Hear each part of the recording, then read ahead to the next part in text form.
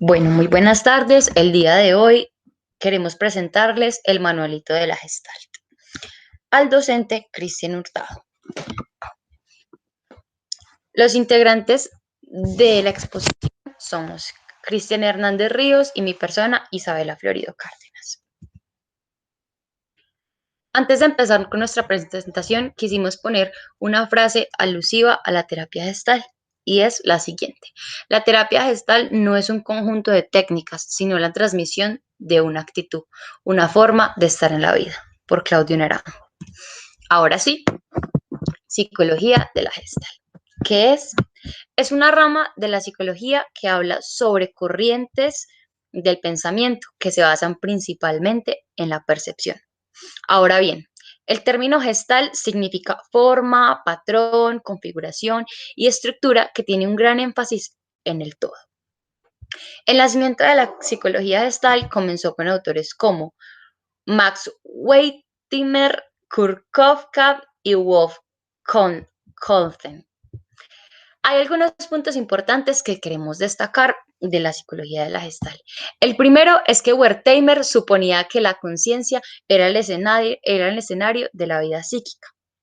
También pensaba en estudiar la conciencia en su totalidad, donde se afirmaba que nuestros pensamientos también eran percepciones significativas. Wertheimer en 1912 publicó sus experiencias experimentales.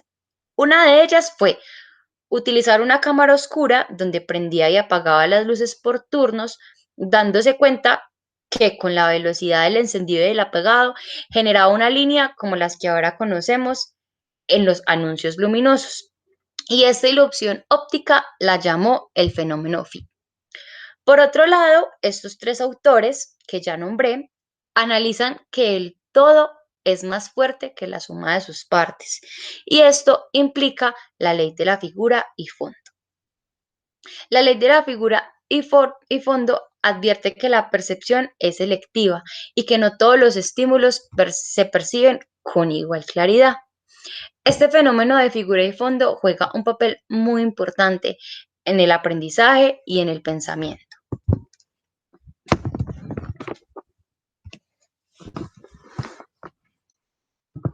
Bueno, pasando a otro punto importante que quisimos poner en nuestra exposición fue los principios o las leyes de organización de la percepción. Y estos son: primero encontramos la ley del equilibrio. Esta ley es la principal de la Gestalt. Esta ley se considera que una buena figura se da cuando las partes y el todo están armonizados. Y nos dice que la claridad, la simetría y la armonía son signos de una buena figura. También encontramos la ley de la proximidad. Esta ley nos dice que es la manera en que los elementos forman grupos según cómo estén espaciados. Y esta ley permitirá saber por qué es más fácil recordar hechos del presente que los pasados. También encontramos la ley de similitud. Esta ley de similitud explica que las cosas semejantes tienden a formar grupos. También encontramos la ley de cierre. La ley de cierre nos dice que establece que las áreas cerradas forman unidades rápidamente. Y por último encontramos la ley de continuidad. Esta ley nos dice que los detalles que mantienen un patrón o una dirección tienden a agruparse como parte de un modelo. Y en esta imagen podemos darnos cuenta.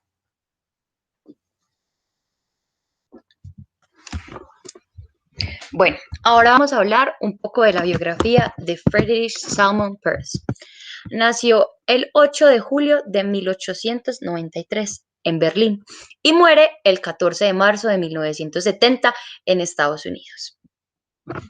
Él fue el tercero y último hijo. Siempre demostró ser un ser súper egoísta, narcisista, orgulloso, impulsivo, y en su juventud se entregó a las drogas y Él mismo se describía como un psicoanalista mediocre y un escritor confuso. Alrededor de su vida tuvo muchos inconvenientes con la sociedad, pues fue expulsado de varios colegios por su conducta, la relación con su familia era pésima y después de varios años, ya el 23 de agosto de 1929, se casa con Laura. En 1951, después de muchos años de estudio, publica Gestalt Therapy, la terapia gestal. La terapia de la gestal fue elaborada en los años 50 por Friedrich Salomon Peirce y su esposa Laura, definiéndola como una psicoterapia que tiene como objetivo sobreponerse a ciertos síntomas y permite llegar a ser más completo y creativamente vivo y liberarse de los bloqueos inconclusos que disminuyen la satisfacción óptima, la autorrealización y el crecimiento personal. Conceptos básicos de la psicoterapia. Acá vamos a nombrar algunos. El primero es la homeostasis. Este es un proceso por el cual se busca el equilibrio de manera permanente, ya que intenta satisfacer diferentes y continuas necesidades de nuestro organismo, tanto físicas como psicológicas. Y este también es llamado proceso de autorregulación. La segunda es la doctrina holística. Se afirma que el nombre es un organismo unificado, donde aparecen varias premisas importantes como las siguientes.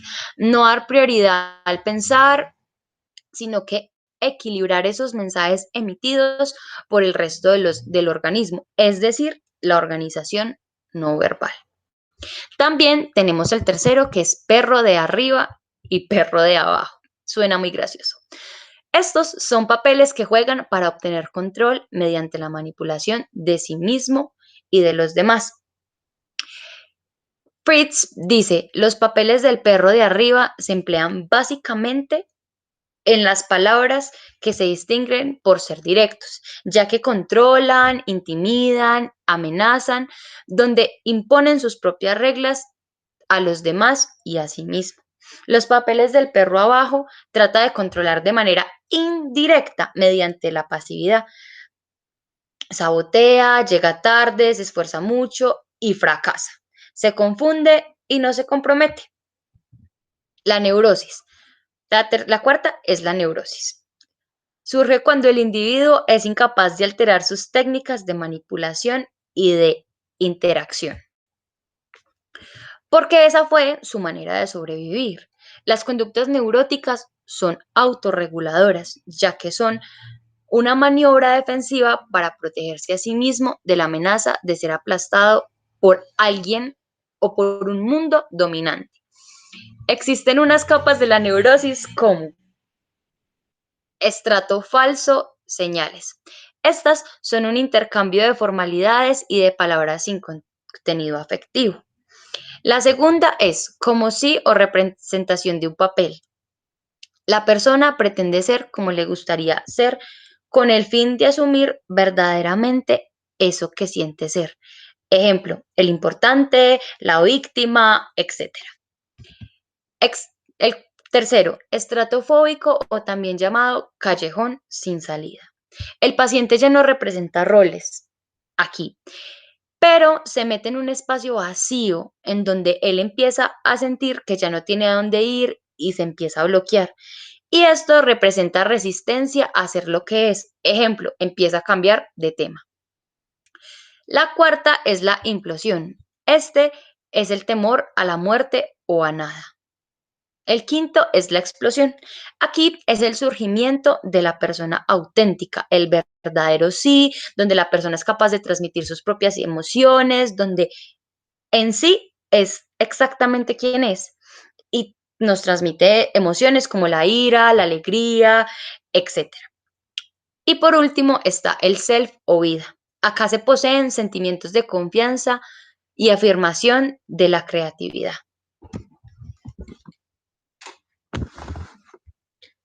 Bueno, como quinto concepto básico de la psicoterapia,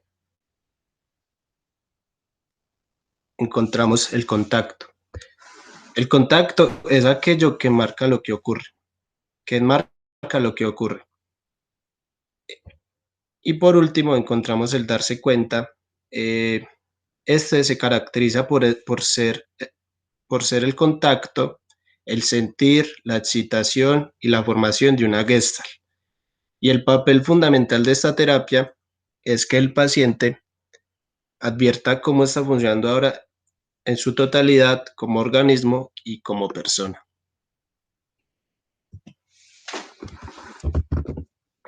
Bueno, el otro tema que queremos tocar es el ciclo de la experiencia o autorregulación organísmica. Vamos a explicar un poquito qué es. Para la Gestalt hay algo llamado el ciclo de la experiencia. Este es el núcleo esencial de la vida humana. También se conoce, como ya lo dije, ciclo de autorregulación organísmica. Listo. También se llegó a considerar que el organismo sabe lo que le conviene y tiende a regularse a sí mismo. En este ciclo vamos a explicar cómo es el contacto que hay con el entorno y con sí mismo. También vamos a explicar todo el proceso de formación de figura a fondo, que esta nos habla de cómo surgen las figuras entre el fondo difuso y ya una vez satisfecha la necesidad de esa figura, vuelve a desaparecer. En este ciclo de la experiencia tiene unas fases y unos bloqueos y estos son. El primero, reposo. Inicia el ciclo de la experiencia y el punto de inicio de, obviamente, nuevas experiencias. Este es el vacío fértil en el que se pueden dar nuevos sucesos. Y el bloqueo sería la retención, bloquear una gestal anterior que impide el inicio de una nueva. La segunda es la sensación.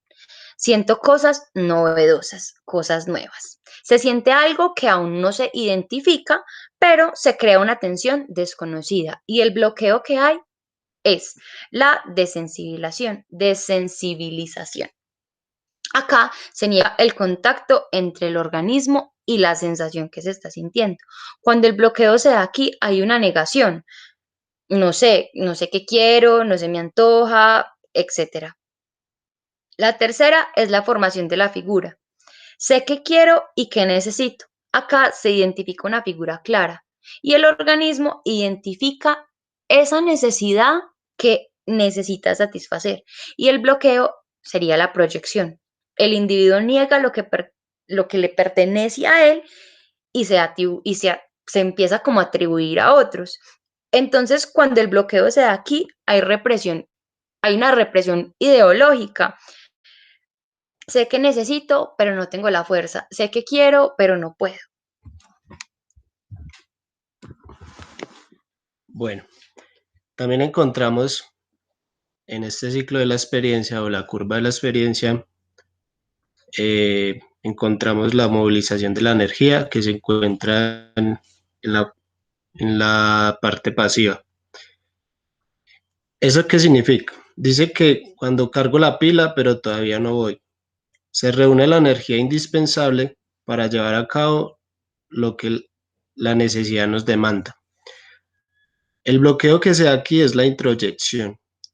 La introyección nos dice que el individuo incorpora ideas y creencias que son distónicas con el yo. Y cuando este bloqueo se presenta aquí, se da una represión fisiológica, no sé cómo descargar mi energía. Ya pasando a la parte activa, encontramos la acción. La acción es cuando empiezo a descargar esa energía. La persona se moviliza hacia la satisfacción de su necesidad. El bloqueo que se da aquí es la retroflexión. La retroflexión es cuando el individuo se hace al mismo lo que le gustaría hacerle al otro. Cuando el bloqueo se da aquí, hay una dispersión y perfeccionismo. Lo que hago no me acerca al satisfactor. También encontramos el precontacto. El precontacto es esencialmente el cuerpo. A partir del cuerpo surgirá una sensación que será el indicado de la necesidad más cercana del organismo, de la necesidad más próxima. El bloqueo que se presenta acá es la deflexión. La deflexión significa que actúa con relación a su ambiente, a la buena, que salga mal o salga bien, pero generalmente sale mal y solo por casualidad acierta. Como séptimo, encontramos el contacto. El contacto es el intercambio. Se reúne o se une el organismo con el satisfactor y se obtiene el placer de cubrir la necesidad. El bloqueo que se da aquí es la confluencia. La confluencia es cuando el individuo confunde sus límites con los del medio que lo rodea. Cuando el bloqueo se da aquí, aparece una compulsión, un egotismo y una prisa. Quiero alargar de más el encuentro que tengo. Hay una angustia de separación, un miedo a la inactividad y angustia de estar consigo mismo. Como octavo encontramos el postcontacto. El postcontacto es cuando no necesito nada. Se inicia la asimilación o la alineación para pasar de nuevo al reposo. Como bloqueo encontramos la fijación y es cuando la persona es incapaz de pasar a otra etapa y esta queda fijada. Bueno, ya por último, como para terminar, encontramos las técnicas gestálticas. La terapia gestáltica se trabaja con tres clases de técnicas. La primera es la técnica supresiva. ¿Qué nos dice esta técnica? Esta técnica pretende básicamente evitar o suprimir los intentos de la evasión del cliente, el aquí y el ahora y de su experiencia. Es decir, se busca con ello que el sujeto experimente lo que no quiere o lo oculto con el fin de facilitar su darse cuenta. Como segundo encontramos las técnicas expresivas. ¿Qué nos dice esta técnica? Esta técnica busca que el sujeto exteriorice lo interno, que se dé cuenta de qué cosas son posiblemente llevar en toda su vida, pero que no se percibe. Y como tercera encontramos las técnicas integrativas. Esta técnica se busca que el sujeto incorpore o reintegre a su personalidad sus partes alineadas, sus hoyos, y se hace un gran énfasis en la incorporación de la experiencia. Muchas gracias. Muchas gracias y hasta acá fue nuestra presentación.